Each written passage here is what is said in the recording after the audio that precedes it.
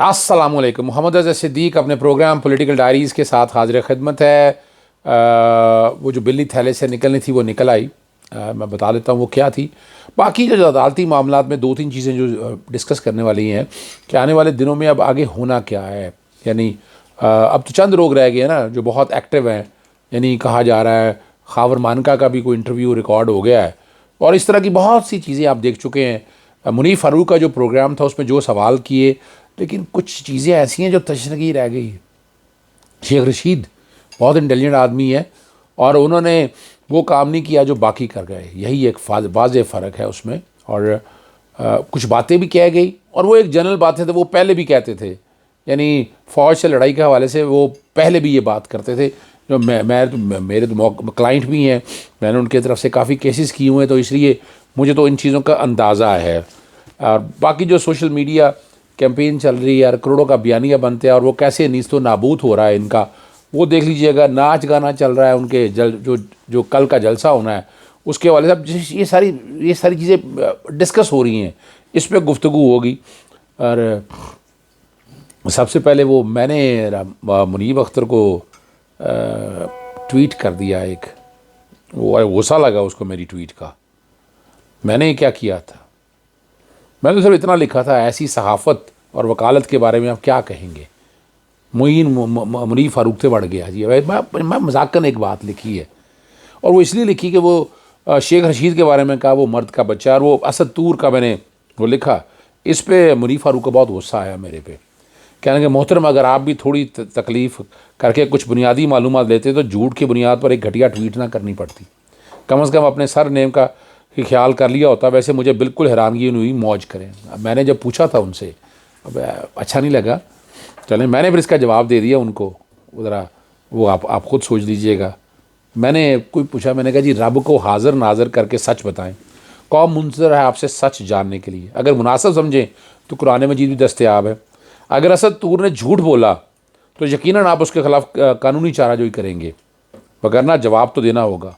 मेरा नाम ही मेरी सच्चाई है, जनाब ठंडा पानी पिए। अब इसका जवाब नहीं उन्होंने उसके बाद दिया। मैं कंटेंट पे बिल्कुल नहीं जा रहा। असद तूर के जो कहा उसने वो अपनी जगह पर बात है, उसका जवाब वो दें जिन्होंने बात है। कुछ तो यूँ भी कह रहे हैं कि पहले एक और इंटरव्यू रिकॉर्ड हुआ और उसके बाद या दूसरा इंटरव्यू है। ये तो शेख रशीद साहब बता सकते हैं, बेहतर है। लेकिन मैं शेख रशीद साहब के हवाले से मैं बड़ा क्लियर था कि वो जो जिस तरह का उन्होंने बातें की हैं उसमें मुझे बताया ना क्या उसने ऐसा कहा है। वो जो ये बातें करते रहे हैं, यानी वो फ़ौज के बारे में कहते थे, अक्सर मुलाकात होती थी, वो कहते थे आप एस्टैब्लिशमेंट के बनाए बगैर नहीं, और हालात और वाक़यात ने ये साबित कर दिया। यानी यूँ आप देखें ना, नवाज़ शरीफ की एस्टैब्लिशमेंट के साथ चौथी सुलह है। यानी हलाला भी आप नज़र करना चाहे तो इंसान क्या कर सकता है। पहले लड़ाई और कहाँ क्या क्या बातें हुई, रोग आर्मी, कारगिल वार, क्या क्या बातें। आप ये सोच, आपके सामने रिकॉर्ड के ऊपर चीज़ें बात है। फिर वो आपस में सुलह सफाई करके मुल्क से भाग गए, अटक जेल में लेकर गए थे और फिर मुआहदे के साथ ही वापस आए। ये भी आपने रिकॉर्ड पे देखा है। सुलह सफाई हुई तो वापस आए ना। फिर उसे आप अगला मामला लेकर चल जाएं, अभी ताज़ा तरीन ये ले जाएं। और इसमें यहाँ आगे चलने से कबल ना काशिफ अब्बासी में एक क्वालिटी है, उसकी टीम अच्छी है और वो चीज़ें इकट्ठी करते हैं। मज़ामत होगी तो मफामत होगी, ये मरीम सफदर कहा करती थी। और मरीम सफदर ये भी लफ्ज़ कहा करती थी, जिस तरह जो बातें की थी अब उसको जोड़ के देखते हैं ना तो वो हालात, वो एक लतीफ़ा याद आ जाता है मुझे यहाँ पर। अपना नाम वो गालबन कसूर का एक वाक़या, मैं किसी ज़ात का हवाला नहीं लेता, ना मैं किसी शोबे का, मैं किसी भी कल ये कहे कि क्यों कह रहे हैं, तो वो जिक्र करते हैं। वो बेटी ने कल निकल जाना होता है घर से, तो वो रात कहती है, तो वो अपना ना जी मैं हम में से कोई एक नहीं होगा। वो रात निकल जाती है, सुबह उसका बाप उसे कहता है वलीउल्लाह थी, बड़ी कर्मा वाली थी, उन्होंने पता सी घरों घट कोई एक होएगा। तो ये तो आप यहाँ से समझ सकते हैं ना इन चीज़ों से। ये समझ के लिए आम अक्लमंदों के लिए निशानी है, फ़र्क सिर्फ इतना है। लेकिन अगर कुछ समझना चाहे इस बात को, बहरहाल हम ले चलते हैं आगे आपको। और आगे आपको वो सिर्फ वो मैं कुछ चीज़ें मैंने इकट्ठी की हुए पॉइंट जो हैं, जो मुनीफ फ़ारूक के साथ जो है ना, अच्छा नहीं, उससे पहले मैं माजरत के साथ, उससे पहले जो बयानिया है मरीम सफदर ने जो चलाया है, जो बातें करती रही है काशिफ अब्बासी ने, ज़रा वो सुन लीजिएगा। अगर मज़ाहमत होगी तो मुकावमत होगी। Power talks to power. अब हिसाब लेने का वक्त आ गया है। मुस्लिम लीग नून अब मज़ाहमत करना सीख गई है। मैं इनको नहीं छोड़ूंगी, ये मेरा एक दूसरा रूप देखेंगे। वो खुला फिर रहा, ये लेवल प्लेइंग फील्ड होती है, नहीं जीरो पे आना पड़ेगा। इस फितने को उठाकर सियासत से बाहर फेंकना पड़ेगा। इलेक्शन कमीशन की जानिब से तोशाखाना रेफरेंस पर तहरीक इंसाफ के चेयरमैन को नाअहल करार दे दिया गया है। नवाज शरीफ के लिए मैं आखिरी हद तक जाऊंगी। पहले तराजू है, उसके दोनों पलड़े बराबर करो। उसको राहदारी जमानत मिल जाती है और वो खुलेआम कैंपेन्स चला रहे हैं। नवाज शरीफ की सजा भी जूं की तू बरकरार। अब ये नहीं होगा। जो कुछ नवाज शरीफ को भुगतना पड़ा वो इसको भी भुगतना पड़ेगा। पहले नवाज शरीफ से होने वाली नाइंसाफियों का अजाला होगा। वो फितना खान पहले उसको इंसाफ के कटहरे में खड़ा करेंगे। गायद पीटीआई को तोशाखाना केस में सजा, जमान पार्क से गिरफ्तार, 5 साल के लिए नाअहल करार, 3 साल कैद। तुम्हारा वक्त खत्म। Your game is over. Imran Khan is done and dusted. मैं नवाज शरीफ को कुर्सी नहीं बनने दूंगी। मैं नवाज शरीफ के लिए आखिरी हद तक जाऊंगी। आप मुझे ये गारंटी दें कि नवाज शरीफ वापस आएंगे, उनको इंसाफ मिलेगा कि मैं उनको शाम की फ्लाइट से बुलाऊंगी। लेवल प्लेइंग फील्ड मिलेगी और नवाज शरीफ आएगा, जेल नहीं जाएगा, उसको भी जमानत मिलेगी। इस्लामाबाद हाई कोर्ट ने अल-अजीजिया और एवनफील्ड रेफरेंस में नवाज शरीफ की 24 अक्टूबर तक हिफाजती जमानत मंजूर कर ली। नवाज शरीफ ने बाहर बैठ के आपके घर में घुस के आपको मारा है। जी, आपने वो बातें सारी अब सुन ली है। उसके बाद जो अदलिया, जो आज इनको अदलिया बड़ी हीरो लगती है, आपको पता है इनके 3 लोग, निहाल हाशमी, तलाल चौधरी और दानियाल अजीज़, तीनों को तौहीन अदालत में सज़ाएँ हुई। और बाकायदा ये अदालतों के बारे में ये 5 जजेस क्या क्या अल्फाज इस्तेमाल करते रहे, ये भी रिकॉर्ड की बातें हैं सारी। और फिर वो बयानी आसमान क्या है, यानी रंग कैसे कैसे बदलते हैं, ज़रा वो भी सुनिएगा। ये भी मैं ज़रा काशिफ़ वासी जो अपने प्रोग्राम में चलाया, ज़रा मैंने कहा वहीं से इकट्ठा की हुई चीज़ ज़रा वो सुन लीजिएगा। तोशाखाना रेफरेंस में नवाज शरीफ के दायमी वारंट 24 अक्टूबर तक मुअत्तल कर दिए। Al-Azizia Avenfield reference Nawaz Sharif की हिफाजती जमानत की दरख्वास्तों पर समाअत। हाईकोर्ट ने नवाज शरीफ को 24 अक्टूबर तक गिरफ्तार करने से रोक दिया। आज इस आइन का संगीन मजाक उड़ाया जा रहा है। जो अदलिया के इख्तियारात हैं उसकी धज्जियां बिखेरी जा रही हैं। एक लाडला किसी अदालत के सामने पेश नहीं होता, कितने भी उसके हाजिर होने के नोटिस मिलते हैं, उसको आनन फानन रात के अंधेरे में मुख्तलिफ अदालतों से एक्सटेंशन मिलती है। वो अदलिया का मजाक उड़ाता है। कानून और आइन को उसने रद्दी की टोकरी में डाल दिया है। किसी ने नोटिस नहीं लिया। जनाब स्पीकर, तोशाखाना चोरी में भी जमानत मिल गई है। एक कमरे में गया तो 10 जमानतें मिली, दूसरे कमरे में गया तो 20 जमानतें मिली। अजल से अब तक की जमानत, पैदाइश होने के बाद से क्यामत के बाद तक की जमानत, तुमने जो गुनाह किया है उसकी भी जमानत, जो गुनाह तुम आइंदा करोगे तुम्हें उसकी भी जमानत। फरिश्तों से भी कहूंगा कि कब्र में जब ये जाएगा इससे सवाल ना करना, कहना आपको मिलके बड़ी खुशी हुई। अच्छा, आपने ये सारी बातें सुन ली है ना जी। और एक बात बता दूं आपको, ये ज़रा गौर करें आप, ये सिस्टम है या प्लानिंग है या इस मुल्क में बेबसी का आलम है। नाम जमहूरियत है, 90 दिन में इलेक्शन नहीं कराए। क्यों नहीं कराए? कि नवाज शरीफ ने आना था। आप अंदाज़ा लगाए ना, एक आदमी के लिए ये सिस्टम को। और हमारे इदारे बेबस नज़र आए मुझे इस पर। हमारी अदालतें खामोश तमाशाई बनी रही हैं। और क्या हो रहा है यहाँ पर बैठकर अगर देखा जाए, 90 दिन में इलेक्शन का कहा था, इलेक्शन नहीं हुए। वो इसलिए इलेक्शन नहीं हुए कि नवाज शरीफ को अगले सिस्टम में लाना था, तो उसके लिए ये सारे हालात और वाक़यात बनाए गए। ये भी सच है, मान लेना चाहिए इस बात का।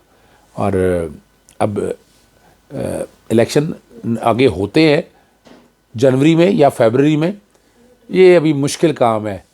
अभी नवाज शरीफ ने आना है और मुख्तलिफ थेरी चल रही हैं इसके ऊपर। यानी एक ये भी थेरी है कि जनाब नवाज शरीफ जो गारंटियाँ लेता फिर रहा है, सऊदीया से होता हुआ, कतर से होता हुआ दुबई तक गया, तो उसकी एक बुनियादी वजह है, उसे अपने ज़िंदगी की सलामती चाहिए और उसे हुकूमत चाहिए। और वो अपना जो काम करना चाहता है वो उसे करने की जो एजेंडा, जो चीज़ तय करके है ना, इंटरनेशनल इस्टेब्लिशमेंट से जो बातें तय की है वो उसने पूरा करना है ना। तो अब वो चीज़ों को इम्प्लीमेंट भी तो करना है ना। लेकिन साथ एक कंस्पिरेसी जो चल रही है, लोगों को इस पर काफ़ी यकीन है कि वो, जैसे आसफ अली जरदारी और मोहतरमा बेनज़ीर भुट्टो के हवाले से ये बात करते हैं, इस तरह कह रहे हैं कि नवाज अब इमरान, पता नहीं अब ये है सच है या नहीं है, लेकिन ये बातें हो रही हैं कि इमरान खान का बयानिया तोड़ने के लिए कोई लाश चाहिए। अब ये लाश किसी हो सकती है, ये हमें तो नहीं पता। आपको लोग थ्योरी बनाते हैं कि यहाँ इस वक्त कोई ना कोई एक ऐसी लाश सामने आ जाए जिस पर रखकर सियासत की जाए और इमरान खान का बयानिया तोड़ जाए। इमरान खान बयानिया तोड़ना इतना आसान काम नहीं है। तो ये कंस्पिरेसी थ्योरी चल रही है, मैं अल्फाज मुँह से नहीं अदा करना चाहता, वो आप लोग सारा सुन रहे हैं। मैं इसको कंस्पिरेसी थ्योरी इसलिए कह रहा हूँ, पॉसिबिलिटीज़ आर देयर। और सियासत जो है ना, जालिम सियासतदार अपने मकासद पूरे करने के लिए औलाद को भी दाव पे लगा लेता है। ये हकायक है, ये इतने सख्त और तल्ख हकायक हैं जो मैं और आप रिकॉर्ड का हिस्सा है। आप मुग़ल डायनेस्टी में उठा कर देख रहे हैं ना, हमारी बादशाहत के लिए क्या कुछ होता रहा है, ये भी रिकॉर्ड का हिस्सा है।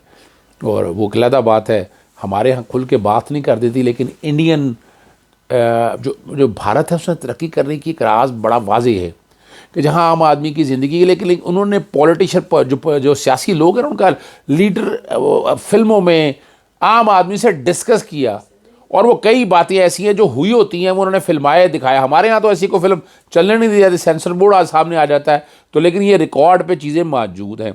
अब मैं ले चलता हूँ आपको वो अच्छा हाँ, यहाँ सिर्फ एक चीज़ मैं फिर भूल जाऊँगा, वो याद रहनी चाहिए। वो नाच गाने आज फ़लस्तीन के साथ क्या कुछ हो रहा है, वो इस्तकबाल के लिए नाच गाने हो रहा है, बिरयानियाँ बट रही हैं।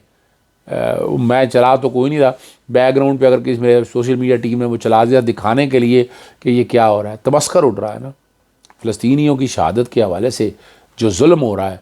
अगर इतना है तो लोग तो फिर जो सवाल कर रहे हैं कि आप सपोर्ट किन को कर रहे हैं, तो फिर बातें तो फिर होंगी ना। यानी अगर बिरयानियाँ ही मकसूद हैं तो जितना पैसा है, बल्कि बड़ी ज़बरदस्त बात है कि ये इतना पैसा जो लगा रहे हैं आप, इतना जो पैसा लगा रहे हैं, ये पैसा दें, कौम का कर्जा उतर जाएगा, भला हो जाएगा इसका। आप छोड़े, अब इक़्तिदार में जो आने के लिए इतना पैसा जो लगाना है वो दें, कर्जा वर्जा उतर जाएगा, मुल्क का, कौम का, मुल्क की भलाई हो जाएगी। लेकिन ये सोचेगा नहीं, जो कि इक़्तिदार की लत बड़ी ख़तरनाक है। जब आप इक़्तिदार में आते हैं, जो आप फ़ायदे लेते हैं, तो ये तो हर एक कोई कोशिश होती है कि उन चीज़ों को उस एंगल से इस्तेमाल कर सके। ये एक नॉर्मल रूटीन है। और आपने देखा है कि कैंपेन करने के लिए गाने बने हैं, डीजे तैयार हुए हैं, और यही एक फ़र्क है। पाकिस्तान तहरीक इंसाफ के जलसों में, जुलूसों में आने के लिए ना बसें नहीं करनी पड़ती थी, लोग खुद पहुंचते थे। ये मैं रिकॉर्ड की बातें बता रहा हूँ, मैं ऐसी नहीं बातें बता रहा आपको, ये रिकॉर्ड की बातें हैं कि लोग खुद पहुंचते थे बाई डिज़ाइन। और यहाँ क्या है, यहाँ आप देखें पूरी इंतज़ामिया काम कर रही है, निगरान हुकूमतें, बार इलेक्शन कमीशनर खामोश बैठा हुआ है जनाब, वो डीसी बसें अरेंज कर रहा है, सेक्रेटरी ट्रांसपोर्ट, हर एक के ज़िम्मे ड्यूटियाँ लग गई है, असाइनमेंट हो गई हैं कि आपने वो बादशाह सलामत आ रहा है उसके इस्तकबाल के लिए आपने ये सारा मैदान सजाना है। और कमाल है, इस तरफ पाकिस्तान तहरीक इंसाफ इमरान खान के जो टाइगर्स हैं या लोग हैं, वो एक सोशल मीडिया का एक गरीब सा आदमी एक कोने पे बैठता है, पता नहीं मोबाइल पे या अपने कंप्यूटर पे बैठकर वो जो इन्होंने इतने पैसे करोड़ों अरब रुपया लगा के वो जो कैंपेन तैयार की उसको ज़मीन बोस कर देता है। ये हकीकत है, आप देख लेना। यहाँ कौन लोग हैं, यहाँ कहना पड़ता है, यानी बड़ा बयानिया बनाने के लिए प्रेस कॉन्फ्रेंस होती है, इंटरव्यू रिकॉर्ड होते हैं, अभी ये चल ही रहे होते हैं। तो इतनी देर में सोशल मीडिया पे ऊपर पूरा सारा कुछ उसका पोस्टमार्टम करके आपके सामने रख, मुनीर फारूक वाला जो प्रोग्राम है सारा, इसमें देखिए पोस्टमार्टम सारा कुछ कर दिया है, मुझे कहने की ज़रूरत नहीं है, मैंने तो आपके सामने वो चला दिया। मैं सिर्फ वो पढ़ने लगा हूँ आपके सामने जो बातें सारी जो है ना, उससे आगे जाने से कबल तहरीक इंसाफ को लाहौर में जलसे की इजाज़त मिल गई है। 22 अक्टूबर को होगा। N123 में वो काना के करीब एरिया है, वो लाहौर से बाहर का, लिबर्टी का, बाकी जगह नहीं। लेकिन जहाँ कहीं भी हो, अगर आवाम निकल आई तो मुश्किल काम है, और आवाम निकल आएगी चाहे जलसा कोई भी हो, लेकिन इमरान खान के नाम पर ये निकल आएगी। आप में सिर्फ वो बताना है कि जो अब वो जो शॉर्ट्स में पॉइंट बनाया हुआ है ना, अवामी मुस्लिम सरबराह जो साबिक वफाकी वज़ीर दाखिला ने, इमरान खान की सबसे बड़ी गलती 9 मई के वाक़यात थे। 9 मई हमारे और इमरान खान के लिए स्याह तरीन दिन था, ये सारे ही कह रहे हैं, लेकिन इसमें इमरान खान का कसूर कहाँ से आ गया। मुनीर फारूक में मेज़बानों के सवाल का जवाब देते हुए साबिक वज़ीर दाखिला शेख रशीद ने कहा कि समझे मैं तबलीगी जमात के चिल्ले पर था, 40 दिन कुरान का मुताला करता रहा और अल्लाह ने वक्त दिया कि मैं कुरान की तलावत करूँ, लेकिन ख़बरें लगती रहीं। खबरों की कोई बात नहीं, अल्लाह ने ज़िंदगी में 40 दिन लगाने का थोड़ा वक्त दिया तो मैं कुरान के मुताले पर ज़्यादा वक्त गुजारा। और इसी तरह मेज़बानों के सवाल में उसने कहा चिल्ला सख्त था और शेर पर उसके काफ़ी ज़्यादा असरात आए हैं। यह खामोशी का चिल्ला था, इबादत का वक्त मिला और तहज्जुद के वक्त खुदा से मांगने का मौका मिला। और उन्होंने अपने जो भांजे हैं दोनों, शेख राशिद और शेख शाकिर, उन्होंने कहा मेरे बेटों की जगह, चूँकि ट्विटर अकाउंट वो चला रहे थे, उनकी फ़िक्र लगी रहती थी, लेकिन मैं उनको ना बता सका। अलबत्ता उन्होंने कहा ये एक दिन पहले मैंने उनको बता दिया था, मैं चिल्ले से फ़ारग हो गया हूँ और 40 दिन जो है वो पूरे हो गए और आज मुलाकात हो गई है। और हमेशा गेट नंबर 4 का कभी इन्होंने डिनाई नहीं किया, हमेशा कहते हैं कि मेरा एस्टेब्लिशमेंट से ताल्लुक़ है। शेख रशीद ने कभी भी इस बात को डिनाई नहीं किया और वो साफ़ बात करता है। अगर उस जैसे आदमी के लिए हालात ऐसे बन गए हैं तो फिर तो सोचना पड़ेगा ना, फिर तो आपको देखना पड़ेगा। और एक बात जो उन्होंने की है, एक बात उन्होंने की, जनरल एमनेस्टी की बात की है। और ये बात मैं आपको पता है, मैं पहले दिन से कह रहा हूँ कि जनरल एमनेस्टी देनी चले, मैं यूँ कह दूँगा आपको देनी चाहिए, यूँ ले लें आप कि देनी होगी नहीं, आपको देनी चाहिए। और ये इस कौम के लिए आगे चला जाएगा। जिसकी गलती है उसकी गलती है, मैं इन गलतियों में नहीं पढ़ना चाहता। मैं चाहता हूँ ये मुल्क आगे जाए, जिस मुल्क के लिए आगे। और ये मैं बार पिछले 4-5 महीने से कर रहा हूँ और इस पर शेख रशीद साहब ने भी ये बात आज कर दी है कि जनरल एमनेस्टी देनी चाहिए। अगली आखिर में एक वो साबिर मिट्ठू का एक FIA का नोटिस चल रहा है, आप देख रहे होंगे बैकग्राउंड पे वो चल रहा है कि उनको नोटिस किया है और FIA की जानिब से बैरून मुल्क की तफसीलात, इनकम टैक्स की रिटर्न, बाहर जदादे क्या है 2016 से 2023 के वो फार्म कर रहे हैं। इसमें एक कुलिया एक चल रहा है। आपको पता है हमारे दोस्त अहमद ख़ान एडवोकेट भी हैं, वो चूँकि इनके रिश्तेदार हैं कि वज़ीर आला पंजाब के बड़े स्ट्रॉन्ग उम्मीदवार हैं जो आने वाले गवर्नमेंट है। और आपने देखा होगा कि निगरान वज़ीर आला से जब लंदन में मिलने के लिए गए तो वो वहाँ पर मौजूद था। और ये भी है कि जो है ना जनरल बाजवा साहब के दौर के अंदर बहुत अहम रोल प्ले कर रहा था। तो ये एक कंस्पिरेसी थ्योरी ये भी है, जो कि निगरान हुकूमत है, ये निगरान हुकूमत है, कंस्पिरेसी ये भी थ्योरी चल रही है कि शायद इसलिए है। लेकिन मैं समझता हूँ ये क्लीन चिट देने के लिए है, चूँकि इल्ज़ाम है साबिर मिट्ठू के ऊपर जनरल बाजवा साहब के हवाले से, तो इसको साफ कह देंगे इनकम टैक्स की रिटर्न में हर चीज़ डिक्लेयर है कोई। और आप खुद सोचिएगा जो चीज़ें आप पूछ रहे हैं, यानी यही फराशिज़ादी पर इल्ज़ामात लगे अगर, तो फराशिज़ादी की इनकम टैक्स की रिटर्नों में हर चीज़ डिक्लेयर है, कोई ऐसी चीज़ नहीं है, ऐसी चीज़ कोई मौजूद नहीं है कि जो गलत हो। लेकिन फ़र्क का बात है, कलम किसके हाथ में है, ताकत किसके हाथ में है। इजाज़त चाहता हूँ। अस्सलाम वालेकुम, अल्लाह हाफ़िज़। पाकिस्तान जिंदाबाद।